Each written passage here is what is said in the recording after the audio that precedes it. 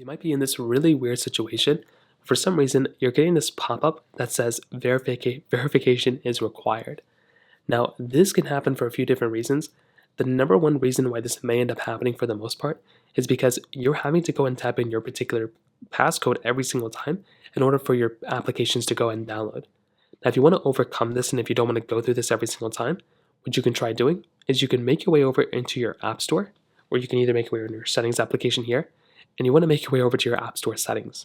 So you can do that by going through into your particular iCloud settings right up here.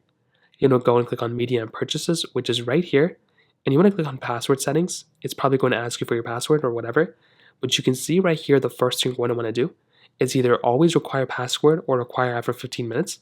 You may just want to click it on to require after 15 minutes, which you're going to have to sign in anyway. And also at that bottom panel, which is right underneath it, you also want to make sure that this require password option is also just disabled.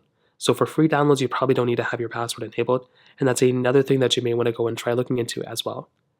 Now, once you do that, if that still isn't working or if that doesn't really matter that much to you, the other thing you may want to try doing is updating your iPhone. Sometimes these pop-ups can happen annoyingly, even just out of the ordinary, so you may just want to go through and just try updating your iPhone anyways. So you can do this by making your way over to your iPhone settings application. I'm going to scroll down until you see General, which is right here. You'll click on the software update. And once again, you just want to go and update your iPhone. If there's an update available, just go through, update it, and that can probably end up fixing the problem too. On top of that, you may just want to see what type of application you're downloading.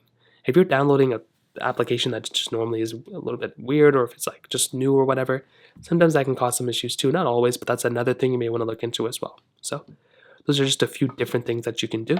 If you have any other thoughts or questions, let me know in the comment section below.